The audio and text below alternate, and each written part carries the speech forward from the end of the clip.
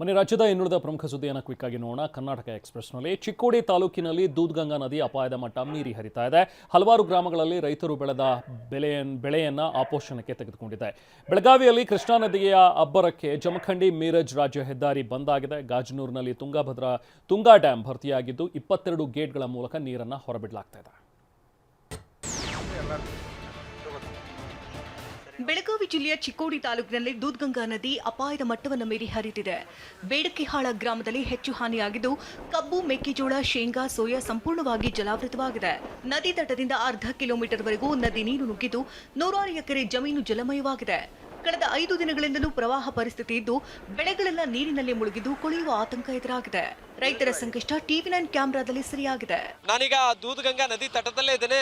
ನೀವೀಗ ದೃಶ್ಯಾವಳಿಗಳಲ್ಲಿ ನೋಡಬಹುದಾಗಿದೆ ಎಷ್ಟರ ಮಟ್ಟಿಗೆ ನದಿ ಹರಿದುಕೊಂಡು ಬರ್ತಾ ಇದೆ ಅನ್ನುವಂಥದ್ದನ್ನ ನೀವೀಗ ನೋಡಬಹುದಾಗಿದೆ. ಇದು ದೂದ್ಗಂಗಾ ನದಿಯ ದೃಶ್ಯಾವಳಿಗಳು. ಬೆಳಗಾವಿ ಹೊರವಲಯದಲ್ಲಿ ಮಾರ್ಕಂಡೇಯ ನದಿ ಅಪಾಯದ ಮಟ್ಟವನ್ನು ಮೀರಿ ಹರಿದಿದೆ. ಬೆಳಗಾವಿ ತಾಲೂಕಿನ ಅಂಬೇವಾಡಿ ಗ್ರಾಮವನ್ನ ಮಾರ್ಕಂಡೇಯ ನದಿ ನೀರು ಸುತ್ತುವರೆದಿದೆ. ಪರಿಣಾಮವಾಗಿ 106 ಎಕರೆ ಜಮೀನು ಜಲಾವೃತಗೊಂಡಿದೆ. ಊರ ಹೊರವಲಯಕ್ಕೆ ನದಿ ನೀರು ನುಗ್ಗಿದ್ದು ಜಮೀನಿನಲ್ಲಿರುವಂತಹ ಮನೆಗಳನ್ನು ಸುತ್ತುವರೆದಿದೆ. ಮಾರ್ಕಂಡೇಯ ನದಿ ಅಬ್ಬರಕ್ಕೆ ಮೆಕ್ಕೆಜೋಳ, ಭತ್ತ, ಕಬ್ಬು ಸಂಪೂರ್ಣವಾಗಿ ಜಲಾವೃತಗೊಂಡಿದೆ. 106 ಎಕರೆ ಜಮೀನಿನಲ್ಲಿದ್ದ ಬೆಳೆ ಕೊಳೆಯುವ ಭೀತಿ ಎದುರಾಗಿದ್ದು ಅಂಬೇವಾಡಿ ಗ್ರಾಮದ ರೈತರು ಸಂಕಷ್ಟಕ್ಕೆ ಸಿಲುಕಿದ್ದಾರೆ. ಕೃಷ್ಣಾ ನದಿಗೆ ಅಬ್ಬರಕ್ಕೆ ಜಮಖಂಡಿ ಮೀರಜ್ ರಾಜ್ಯ ಹೆದ್ದಾರಿ ಬಂದ್ ಆಗಿದೆ.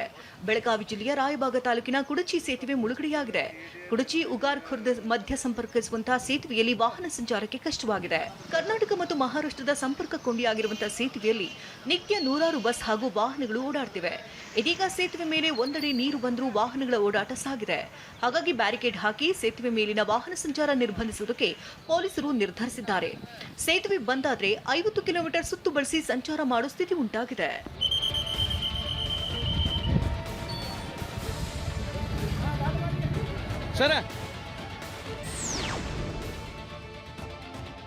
ಮಹಾರಾಷ್ಟ್ರದ ಪಶ್ಚಿಮ ಘಟ್ಟ ಭಾಗದಲ್ಲಿ ನಿರಂತರ ಮಳೆ ಹಿನ್ನೆಲೆಯಲ್ಲಿ ಕೃಷ್ಣಾ ನದಿ ಅಪಾಯದ ಮಟ್ಟವನ್ನು ಮೀರಿ ಹರಿದಿದೆ. ಕೃಷ್ಣಾ, ದೂದ್ಗಂಗಾ ಹಾಗೂ ವೇದಗಂಗಾ ನದಿಗಳ ಅಬ್ಬರದ ಭೀಕರ ದೃಶ್ಯ ಡ್ರೋನ್ ಕ್ಯಾಮೆರಾದಲ್ಲಿ ಸೆರೆಸಿಕ್ಕಿದೆ. ಬೆಳಗಾವಿ ಜಿಲ್ಲೆಯಲ್ಲಿ 11 ಸಂಪರ್ಕ ಸೇತುವೆಗಳು ಮುಳುಗಡೆಯಾಗಿದೆ. ದೇವಸ್ಥಾನ, ದರ್ಗಾ, ಸ್ಮಶಾನ, ಭೂಮಿ ಸೇರಿದಂತೆ ಜಮೀನುಗಳು ಜಲಾವೃತಗೊಂಡಿದ್ದು ನದಿ ಯಾವುದು, ಜಮೀನು ಯಾವುದು ಅನ್ನೋದೇ ಗೊತ್ತಾಗದಷ್ಟು ನೀರು ಆವರಿಸಿಕೊಂಡಿದೆ. ಚಿಕ್ಕೋಡಿ ಉಪವಿಭಾಗ ವ್ಯಾಪ್ತಿಯಲ್ಲಿ ಹೆಚ್ಚು ಹಾನಿಯಾಗಿರುವುದು ಡ್ರೋನ್ ಕ್ಯಾಮೆರಾದಲ್ಲಿ ಸೆರೆಯಾಗಿದೆ.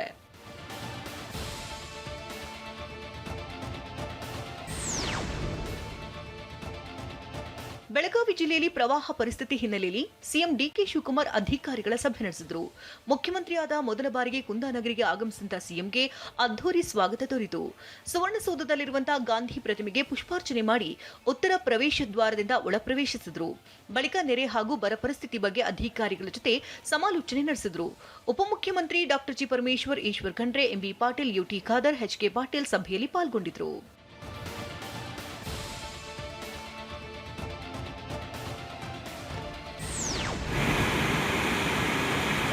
ಪಶ್ಚಿಮ ಘಟ್ಟ ಸಾಲಿನಲ್ಲಿ ಧಾರಾಕಾರ ಮಳೆ ಹಿನ್ನೆಲೆಯಲ್ಲಿ ಘಟಪ್ರಭಾ ನದಿ ನೀರು ಅಪಾರ ಪ್ರಮಾಣದಲ್ಲಿ ಏರಿಕೆಯಾಗಿದೆ. ಘಟಪ್ರಭಾ ನದಿಗೆ 15,000 ಕ್ಯೂಸೆಕ್ಸ್ಗೂ ಅಧಿಕ ಪ್ರಮಾಣದ ನೀರು ಹರಿವಿದ್ದು ನದಿ ಭೋರ್ಗರೆದು ಹರಿಯುತ್ತಿದೆ. ಬಾಗಲಕೋಟೆ ಜಿಲ್ಲೆಯ ರಬಕವಿ ಬನಹಟ್ಟಿ ತಾಲೂಕಿನ ಡವಳೇಶ್ವರ ಗ್ರಾಮದಲ್ಲಿ ಘಟಪ್ರಭಾ ನದಿ ಅಬ್ಬರಿಸುತ್ತಿದೆ. ಘಟಪ್ರಭಾ ನದಿ ಅಪಾಯದ ಮಟ್ಟವನ್ನು ಮೀರಿ ಹರಿತಾ ಇರುವುದರಿಂದ ಸೇತುವೆ ಮುಳುಗಡೆ ಹಂತಕ್ಕೆ ಬಂದಿದೆ. ಸೇತುವೆ ಮುಳುಗಡೆಯಾಗುವುದಕ್ಕೆ ಕೇವಲ 2 ಅಡಿ ಮಾತ್ರ ಬಾಕಿ ಇದ್ದು ಹಲವು ಗ್ರಾಮಗಳ ಸಂಪರ್ಕವೇ ಕಡಿತಗೊಳ್ಳುವ ಆತಂಕವಿದೆ.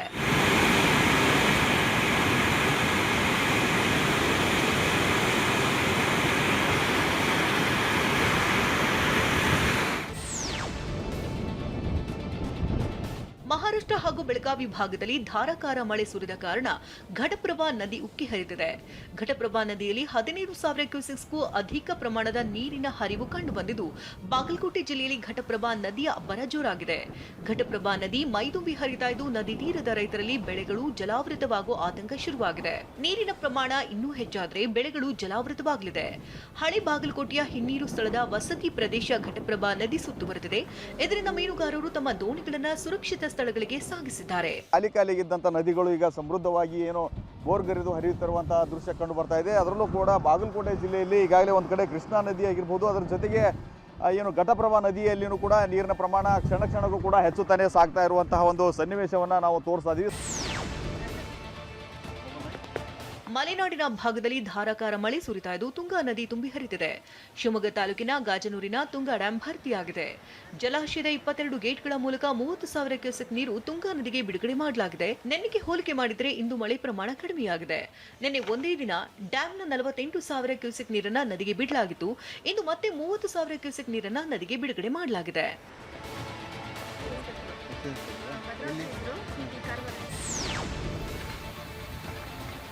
ಶಿವಮೊಗ್ಗ ಜಿಲ್ಲೆಯ ಸಾಗರ, ಹೊಸನಗರ ತಾಲೂಕುಗಳಲ್ಲಿ ಗಾಳಿ ಮಳೆಗೆ ನೂರಾರು ವಿದ್ಯುತ್ ಕಂಬಗಳೇ ಉರುಳಿ ಬಿದ್ದಿದೆ. ಹೀಗಾಗಿ ಉಭಯ ತಾಲೂಕುಗಳಲ್ಲಿ ಕತ್ತಲು ಆವರಿಸಿದೆ. ಕಳೆದ 5-6 ದಿನಗಳಿಂದ ಕರೆಂಟ್ ಇಲ್ಲದೆ ಜನರು ಒದ್ದಾಡುವಂತಹ ಪರಿಸ್ಥಿತಿ ಇದೆ. ಲಿಂಗನಮಕ್ಕಿ ಡ್ಯಾಂನಿಂದ ಸಾಗರ, ಹೊಸನಗರ ತಾಲೂಕುಗಳಿಗೆ 130 ಕಿಲೋಮೀಟರ್ ದೂರದಿಂದ ವಿದ್ಯುತ್ ಪೂರೈಕೆ ಮಾಡಲಾಗ್ತಿತ್ತು. ಆದರೆ ದಟ್ಟ ಕಾಡಿನಲ್ಲಿ ಮರಗಳು ಬಿದ್ದು 33 ಕೆವಿ ಲೈನ್ಗೆ ಹಾನಿಯಾಗಿದೆ. ಇದರಿಂದ ಕರೆಂಟ್ ಬಾರದೆ ಹೊಸನಗರ, ಮಾರುತಿಪುರ, ಹೊಸಳ್ಳಿ, ಬ್ಯಾಕೋಡು, ತುಮರಿ ಭಾಗದ ಜನರು ಪರದಾಡುವಂತಾಗಿದೆ.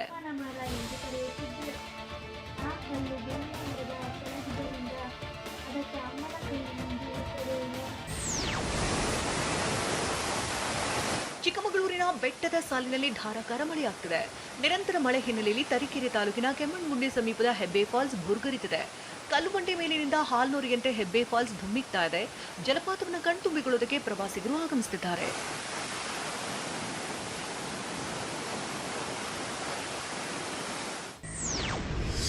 ಉತ್ತರ ಕನ್ನಡ ಜಿಲ್ಲೆಯಲ್ಲಿ ಕ್ರೂಷರ್ ಮತ್ತು ಲಾರಿ ನಡುವೆ ಡಿಕ್ಕಿಯಲ್ಲಿ 7 ಮಂದಿ ಸಾವನ್ನಪ್ಪಿದ್ದಾರೆ. ಗದಗ ಜಿಲ್ಲೆಯ ರೋಣಾದಲ್ಲಿ ಬುದ್ಧಿಮಾಂದ್ಯ ಯುವತಿ ಮೇಲೆ ನಿರಂತರ ಅತ್ಯಾಚಾರವೆಸಗಿ ಪೈಶಾಚಿಕ ಕೃತ್ಯ ಎಸಗಲಾಗಿದೆ. ತುಮಕೂರಿನಲ್ಲಿ ಖೋಟಾ ನೋಟು ಜಾಲ ಪತ್ತೆಯಾಗಿದ್ದು 6 ಮಂದಿ ಅಂಧರಾಗಿದ್ದಾರೆ. ಮಳೆಯಿಲ್ಲದೆ ಕಂಗಾಲಾಗಿದ್ದ ದಾವಣಗೆರೆಯ ಜಗಳೂರು ಜನರಿಗೆ ಮಲೆನಾಡಿನ ಮಳೆ ಸಂಭ್ರಮ ತಂದಿದೆ. ಮಲೆನಾಡು ಭಾಗದಲ್ಲಿ ಉತ್ತಮ ಮಳೆಯಾದ ಹಿನ್ನೆಲೆ ತುಂಗಭದ್ರಾ ನದಿ ಉಕ್ಕಿ ಹರಿಯುತ್ತಿದೆ. ಹೀಗಾಗಿ ಜಗಳೂರು ತಾಲೂಕಿನ 52 ಕೆರೆಗಳಿಗೆ ಪೈಪ್ಲೈನ್ ಮೂಲಕ ನೀರು ಸರಬರಾಜಾಗ್ತಿದೆ. ಸಾವಿರಾರು ಎಕರೆ ಪ್ರದೇಶಗಳಲ್ಲಿ ಹರಡಿಕೊಂಡ ಕೆರೆಗೆ ತುಂಗಭದ್ರಾ ನದಿ ನೀರಿನಿಂದ ಜೀವ ಕಳೆ ಬಂದಿದೆ. 1,000ಕ್ಕೂ ಹೆಚ್ಚು ಎಕರೆ ಪ್ರದೇಶದಲ್ಲಿರುವ ತುಪ್ಪದಹಳ್ಳಿ ಕೆರೆಗೆ ತುಂಗಭದ್ರಾ ನದಿ ನೀರು ಹರಿದು ಬರ್ತಿದ್ದು ರೈತರ ಮೊಗದಲ್ಲಿ ಮಂದಹಾಸ ಮೂಡಿದೆ. ಉತ್ತರ ಕನ್ನಡ ಜಿಲ್ಲೆಯ ಅರಬೈಲ್ ಬಳಿ ಸಂಭವಿಸಿದ ಭೀಕರ ಅಪಘಾತದಲ್ಲಿ ಪ್ರಾಣ ಕಳೆಕೊಂಡ ಕುಟುಂಬಸ್ಥರ ಆಕ್ರಂದನ ಮುಗಿಲು ಮುಟ್ಟಿದೆ. ಅಪಘಾತದಲ್ಲಿ ಮೃತಪಟ್ಟ ಸಚಿನ್ನ ತಾಯಿ ಈರಮ್ಮ ಮಗನನ್ನ ಕಳ್ಕೊಂಡು ಕಣ್ಣೀರಿಟ್ಟಿದ್ದಾರೆ. ಮಗ ದುಬೈನಲ್ಲಿದ್ದ, 20 ದಿನಗಳ ಹಿಂದಷ್ಟೇ ಬಂದಿದ್ದ. ಹಣಕ್ಕಾಗಿ ಸ್ವಿಗ್ಗಿಯಲ್ಲಿ ಕೆಲಸ ಮಾಡ್ತಿದ್ದ. ನಿನ್ನೆ ರಾತ್ರಿ ಸ್ನೇಹಿತರೆಲ್ಲ ಟೂರ್ಗೆ ಹೋಗೋದಾಗಿ ಹೇಳಿದ್ರು. ಆದ್ರೆ ಇಂತಹ ಅವಘಡವಾಗಿದೆ ಎಂದು ಗೋಳಾಡಿದ್ದಾರೆ. ಅಲ್ಲಿ ಕಂಪನಿಯಾಗ ಹಾಕಿದ್ದಾರೆ ಮಾಡ್ಬಂದ್ ಮತ್ತೆ ಸುಗ್ಗಿ ಹೊಡಿತೇನೆ ಮಮ್ಮಿ ಮನ್ಯಾಗ ಕುಂತ ಏನ್ ಮಾಡ್ರು ಅಕ್ಕಿಲ್ ಬೇಕರ್ಜಿಗ ಅಂತ ಕೆಲಸಕ್ಕೆ ಹೋದ್ರಿ. 20-25 ದಿವಸ ಆಗೈತ್ರಿಪ್ಪ ಬಂದು. ಉತ್ತರ ಕನ್ನಡ ಜಿಲ್ಲೆಯ ಯಲ್ಲಾಪುರದಲ್ಲಿ ಸಂಭವಿಸಿದ ಅಪಘಾತದಲ್ಲಿ ಸಾವನ್ನಪ್ಪಿದ 7 ಮಂದಿ ಪೈಕಿ 3 ಸ್ವಿಗ್ಗಿ ಝೊಮ್ಯಾಟೊದಲ್ಲಿ ಕೆಲಸ ಮಾಡ್ತಿದ್ರು. ಮಂಜುನಾಥ್, ಅಭಿಷೇಕ್, ಅಕ್ಷಯ್ ಎಂಬವರು ಧಾರವಾಡದ ಸಾಯಿ ಫಾಸ್ಟ್ ಫುಡ್ ಹೋಟೆಲ್ನಿಂದ ಆರ್ಡರ್ ತೆಗೆದುಕೊಳ್ತಿದ್ರು. ಈ 3 ಆರ್ಥಿಕವಾಗಿ ಹಿಂದುಳಿದವರಾಗಿದ್ರು ಎಂದು ಹೋಟೆಲ್ ಮಾಲೀಕ ದೀಪಕ್ ಬೇಸರ ವ್ಯಕ್ತಪಡಿಸಿದ್ದಾರೆ. 3 ಒಳ್ಳೆ ಜನ ಹುಡುಗರು ನನ್ನ ಅಂಗಡಿಗೆ ಬರುವಂಥವ್ರು ನಿನ್ನೆ ಗೋಕರ್ಣಗೆನ ಹೋಗ್ಯಾರ ಅಂತೇಳಿ ಸುದ್ದಿ ಹತ್ತು. ಅವ್ರು ದಿವಸ ದುಡಿದು ತಮ್ಮ ಉಪಜೀವನ ನಡೆಸ್ಕೊತಿದ್ರು. ಅದು ನಮಗೆ ಕೇಳಿ ಭಾಳ ಆಘಾತ ಆತ. ದಿವಸ ಅವ್ರಿಂತ ಅವ್ರ ಫ್ಯಾಮ್ಲಿ ನಡೀತಿತ್ತು. ಆಮೇಲೆ ಒಳ್ಳೆ ಹುಡುಗರು ನಮ್ಮ ಕಡೆ ತೊಗೊಂಡು ಹೊಂಟಿಗೆ ಹೆಚ್ಚು ಕಮ್ಮಿ ಒಂದು 8-10 ವರ್ಷ ಆತ್ರಿ. ಅವರು ಒಳ್ಳೆ ಹುಡುಗರು ಇದ್ದರೆ ಇದಾಗಬಾರ್ದಾಗಿತ್ತು. ಗದಗ ಜಿಲ್ಲೆಯ ರೋಣದಲ್ಲಿ ಪೈಶಾಚಿಕ ಕೃತ್ಯ ನಡೆದಿದೆ. ಬುದ್ಧಿಮಾಂದ್ಯ ಯುವತಿ ಮೇಲೆ ನಿರಂತರ ಅತ್ಯಾಚಾರ ಎಸಗಲಾಗಿದೆ. ಅಲ್ಲದೆ ಅತ್ಯಾಚಾರದ ವಿಡಿಯೋ ವೈರಲ್ ಮಾಡಲಾಗಿದೆ. ಅರಹೊಣಸಿ ಗ್ರಾಮದಲ್ಲಿ ದುರ್ಗಪ್ಪ ಎಂಬಾತ ಕೃತ್ಯವೆಸಗಿದ್ದಾನೆ. ಯುವತಿಗೆ ಚಾಕ್ಲೇಟ್ ತಿಂಡಿ ಆಸೆ ತೋರಿಸಿ ದುರ್ಗಪ್ಪ ಅತ್ಯಾಚಾರ ಎಸಗಿದ್ದಾನೆ. ಯುವತಿ 6 ತಿಂಗಳ ಗರ್ಭಿಣಿಯಾದಾಗ ಪ್ರಕರಣ ಬೆಳಕಿಗೆ ಬಂದಿದೆ. ಯುವತಿ ತಾಯಿ ನೀಡಿದ ದೂರಿನ ಮೇರೆಗೆ ದುರ್ಗಪ್ಪ ಮೇಲೆ ಕೇಸ್ ದಾಖಲಿಸಲಾಗಿದೆ. ಯುವತಿ ಮೇಲೆ ಮತ್ತಷ್ಟು ಮಂದಿ ಅತ್ಯಾಚಾರ ಎಸಗಿರೋ ಶಂಕೆ ವ್ಯಕ್ತವಾಗಿದೆ. ವಿಡಿಯೋ ವೈರಲ್ ಮಾಡಿದ ಕಿಡಿಗೇಡಿಗಳಿಗಾಗಿ ಪೊಲೀಸರು ಬಲೆ ಬೀಸಿದ್ದಾರೆ. ಸಂತ್ರಸ್ತ ಯುವತಿಯನ್ನ ಮಹಿಳಾ ಸಾಂತ್ವನ ಕೇಂದ್ರದಲ್ಲಿ ಇರಿಸಲಾಗಿದೆ.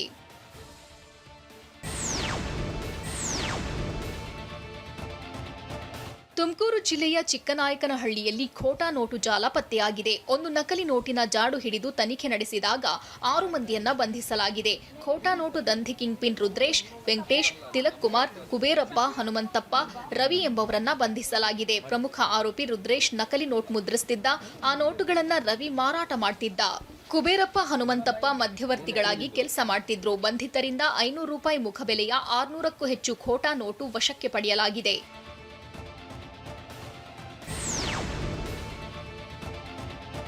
ಚಿತ್ರದುರ್ಗದ ಇಂಗಳದಾಳ್ನಲ್ಲಿ ಅಪರಿಚಿತ ಶವಪತ್ತೆ ಪ್ರಕರಣ ಭೇದಿಸುವಲ್ಲಿ ಪೊಲೀಸರು ಯಶಸ್ವಿಯಾಗಿದ್ದಾರೆ. ಸಹೋದರನ ಪತ್ನಿಯ ಅಕ್ರಮ ಸಂಬಂಧಕ್ಕೆ ಅಡ್ಡಿಯಾಗಿದ್ದ ಶಿವಮೂರ್ತಿ ಎಂಬಾತನನ್ನ ಕೊಲೆ ಮಾಡಿದ್ದ 4 ಆರೋಪಿಗಳನ್ನ ಬಂಧಿಸಲಾಗಿದೆ.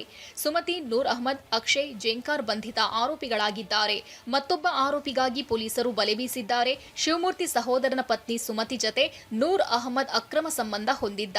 ಇವರಿಬ್ಬರ ಅನೈತಿಕ ಸಂಬಂಧಕ್ಕೆ ಶಿವಮೂರ್ತಿ ಅಡ್ಡಿ ಬಂದ ಹಿನ್ನೆಲೆಯಲ್ಲಿ ಆತನನ್ನ ಕೊಲೆ ಮಾಡಲಾಗಿದೆ. ಜುಲೈ 1ರಂದು ಇಂಗಳದಾಳ್ ಬಳಿ ಸುಟ್ಟು ಕರಕಲಾದ ಸ್ಥಿತಿಯಲ್ಲಿ ಶಿವಮೂರ್ತಿ ಶವ ಪತ್ತೆಯಾಗಿತ್ತು. ಬೆಳಗಾವಿ ಜಿಲ್ಲೆಯ ಚಿಕ್ಕೋಡಿಯಲ್ಲಿ ಹಾರ್ಡ್ವೇರ್ ಗೋದಾಮಿನಲ್ಲಿ ಬೆಂಕಿ ಅವಘಡ ಸಂಭವಿಸಿದೆ. ತಾಲೂಕಿನ ಎಕ್ಸಂಬ ಪಟ್ಟಣದಲ್ಲಿರೋ ಹಾರ್ಡ್ವೇರ್ ಗೋದಾಮಿನಲ್ಲಿ ಈ ಅನಾಹುತವಾಗಿದೆ. ರಾತ್ರಿ ಸಂಭವಿಸಿದ ಶಾರ್ಟ್ ಸರ್ಕ್ಯೂಟ್ನಿಂದಾಗಿ ಬೆಂಕಿ ಹೊತ್ಕೊಂಡಿದೆ. ಅಲ್ಲದೆ ಕೆಲವೇ ನಿಮಿಷಗಳಲ್ಲಿ ಗೋದಾಮಿನಲ್ಲಿದ್ದ ಪೈಪ್ಗಳು, ವೈರ್ಗಳು ಸುಟ್ಟು ಕರಕಲಾಗಿವೆ. ಮಾಲೀಕರಿಗೆ ಲಕ್ಷಾಂತರ ರೂಪಾಯಿ ನಷ್ಟ ಉಂಟಾಗಿದೆ. ಸ್ಥಳಕ್ಕಾಗಮಿಸಿದ ಅಗ್ನಿಶಾಮಕ ಸಿಬ್ಬಂದಿ ಬೆಂಕಿ ನಂದಿಸಿದ್ರು. ಬಳ್ಳಾರಿಯಲ್ಲೇ ವಿದ್ಯುತ್ ಕಂಬ ಹತ್ತಿದ ಗುತ್ತಿಗೆ ಕಾರ್ಮಿಕನೊಬ್ಬ ಶಾಕ್ ಹೊಡೆದು ನರಳಿ ಅಲ್ಲೇ ಪ್ರಾಣ ಬಿಟ್ಟಿದ್ದಾನೆ. ತುಮಕೂರಿನಲ್ಲಿ ಜಮೀನಿನಲ್ಲಿ ಕೆಲಸ ಮಾಡುತ್ತಿದ್ದಾಗ ಜೆಸಿಬಿ ಮೇಲೆ ಬೃಹತ್ ಬಂಡೆಯೊಂದು ಬಿದ್ದು ಅವಾಂತರವಾಗಿದೆ. ಭದ್ರಾವತಿಯಲ್ಲಿ ಜಾನುವಾರು ಕಳ್ಳರು ಕಾರ್ನಲ್ಲಿ ಬಂದು ಜಾನುವಾರು ಕದ್ದಿದ್ದಾರೆ. ಜಮೀನಿನಲ್ಲಿ ಕೆಲಸ ಮಾಡುತ್ತಿದ್ದಾಗ ಜೆಸಿಬಿ ಮೇಲೆ ಬೃಹತ್ ಬಂಡೆಯೊಂದು ಬಿದ್ದು ಅವಾಂತರವಾಗಿದೆ. ತುಮಕೂರಿನ ಮಧುಗಿರಿ ತಾಲೂಕಿನ ಮಿಡಿಗೇಶಿಯ ಗೊಲ್ಲಹಳ್ಳಿ ಬಳಿ ಬಸವನ ಬೆಟ್ಟದ ತಪ್ಪಲ್ನಲ್ಲಿ ಘಟನೆ ನಡೆದಿದೆ. ಜಮೀನಿನಲ್ಲಿ ಬೆಳೆದಿದ್ದ ಗಿಡಗಳನ್ನು ತೆಗೆಯುವಾಗ ಜೆಸಿಬಿ ಮೇಲೆ ಬಂಡೆ ಅಪ್ಪಳಿಸಿದೆ. ಅದೃಷ್ಟವಶಾತ್ ಘಟನೆಯಲ್ಲಿ ಯಾವುದೇ ಪ್ರಾಣಾಪಾಯವಾಗಿಲ್ಲ.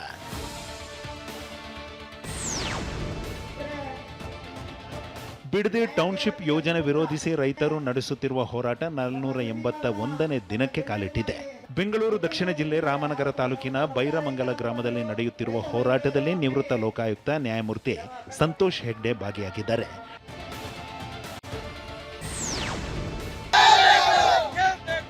ಯಾದಗಿರಿ ಜಿಲ್ಲೆಯ ಗುರುಮಠಕಲ್ ತಾಲೂಕಿನ ಮಾಧ್ವರ್ ಗ್ರಾಮಸ್ಥರು ರಸ್ತೆ ದುರಸ್ತಿ ಹಾಗೂ ಜಾಲಿಕಂಟಿ ತೆರವಿಗೆ ಆಗ್ರಹಿಸಿ ಪ್ರತಿಭಟನೆ ನಡೆಸಿದ್ದಾರೆ. ಮಾಧ್ವರ್ ಹಾಗೂ ಗುಡ್ಲಗುಂಟ ಮಧ್ಯೆ ಸಂಪರ್ಕ ಕಲ್ಪಿಸುವ ರಸ್ತೆ ಸಂಪೂರ್ಣವಾಗಿ ಹಾಳಾಗಿ ಹೋಗಿದೆ. ಕೂಡಲೇ ಅಧಿಕಾರಿಗಳು ಗ್ರಾಮಕ್ಕೆ ಭೇಟಿ ನೀಡಿ ರಸ್ತೆ ದುರಸ್ತಿ ಮಾಡಬೇಕೆಂದು ಆಗ್ರಹಿಸಿದ್ದಾರೆ.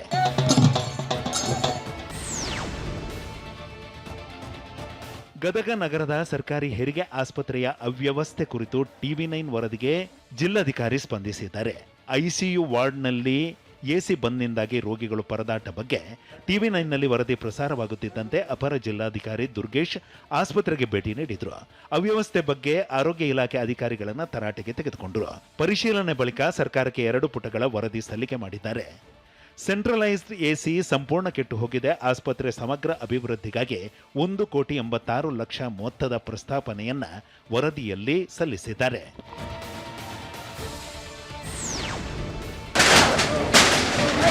ಶಿವಮೊಗ್ಗ ನಗರದ ಶಂಕರಮಠ ರಸ್ತೆಯಲ್ಲಿ ಫುಟ್ಪಾತ್ ಜಾಗ ಒತ್ತುವರಿ ಕಾರ್ಯ ನಡೆದಿದೆ. ಶಂಕರಮಠ ರಸ್ತೆ 2 ಬದಿಯ ಫುಟ್ಪಾತ್ ಒತ್ತುವರಿ ಮಾಡಲಾಗಿದೆ. ಬೀದಿ ಬದಿ ಫುಟ್ಪಾತ್ ಮೇಲಿರುವ ಅಂಗಡಿ, ಬೈಕ್ ಮತ್ತು ಆಟೋ ಪಾರ್ಕಿಂಗ್ ಒತ್ತುವರಿ ಮಾಡಲಾಗಿದೆ. ಫುಟ್ಪಾತ್ ಒತ್ತುವರಿದಾರರಿಂದ ಪ್ರತಿನಿತ್ಯ ಸಾರ್ವಜನಿಕರಿಗೆ ಕಿರಿಕಿರಿಯಾಗ್ತಿತ್ತು. ವಾಹನ ಸಂಚಾರಕ್ಕೆ ಅಡ್ಡಿಯಾಗಿ ಪದೇ ಪದೇ ಟ್ರಾಫಿಕ್ ಜಾಮ್ ಉಂಟಾಗ್ತಾ ಇತ್ತು.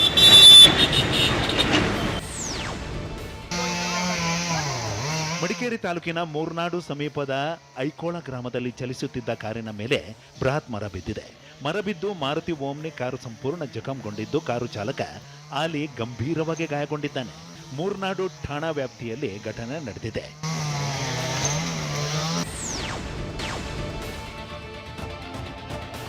ಸಾರ್ವಜನಿಕ ಸ್ಥಳಗಳಲ್ಲಿ ಮೂತ್ರ ವಿಸರ್ಜನೆ ತಡೆಯಲು ಮೈಸೂರು ಬಳಿಕ ಈಗ ಬೀದರ್ನಲ್ಲಿ ಹೊಸ ಪ್ರಯತ್ನಕ್ಕೆ ಕೈ ಹಾಕಲಾಗಿದೆ. ಮಹಾನಗರ ಪಾಲಿಕೆಯು ಗೋಡೆಗಳ ಮೇಲೆ ಕನ್ನಡಿಯಂತಿರುವ ಗ್ಲಾಸ್ ಅಳವಡಿಕೆ ಮಾಡಿದೆ. ಕೋಟೆ ರಸ್ತೆಯ ಗೋಡೆಗಳ ಮೇಲೆ ಕನ್ನಡಿಯಂತಿರುವ ಗ್ಲಾಸ್ ಅಳವಡಿಕೆ ಮಾಡಲಾಗಿದೆ. ಗೋಡೆಗಳನ್ನು ಸ್ವಚ್ಛವಾಗಿಡುವ ಉದ್ದೇಶದಿಂದ ಪಾಲಿಕೆ ಈ ಪ್ರಯೋಗ ಮಾಡಿದೆ.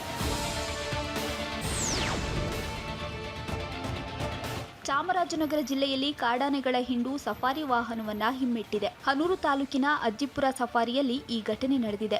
ಸಫಾರಿ ವಾಹನ ಬರುತ್ತಿದ್ದಂತೆ ಕುಪಿತಗೊಂಡ ಕಾಡಾನೆಗಳು ದಾಳಿಗೆ ಯತ್ನಿಸಿವೆ. ಕಾಡಾನೆಗಳು ಬರುವ ವೇಗ ಕಂಡ ಸಫಾರಿಗರು ಬೆಚ್ಚಿ ಬಿದ್ದಿದ್ದಾರೆ.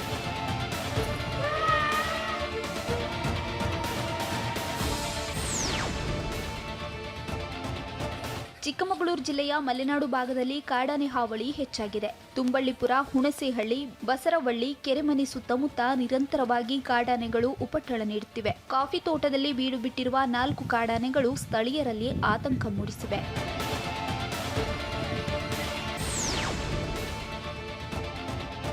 ಚಾಮರಾಜನಗರ ಜಿಲ್ಲೆ ಗುಂಡ್ಲುಪೇಟೆಯ ಬಸವಪುರ ಗ್ರಾಮಸ್ಥರ ನಿದ್ದೆಗೆಡಿಸಿದ್ದ ಚಿರತೆ ಕೊನೆಗೂ ಲಾಕ್ ಆಗಿದೆ.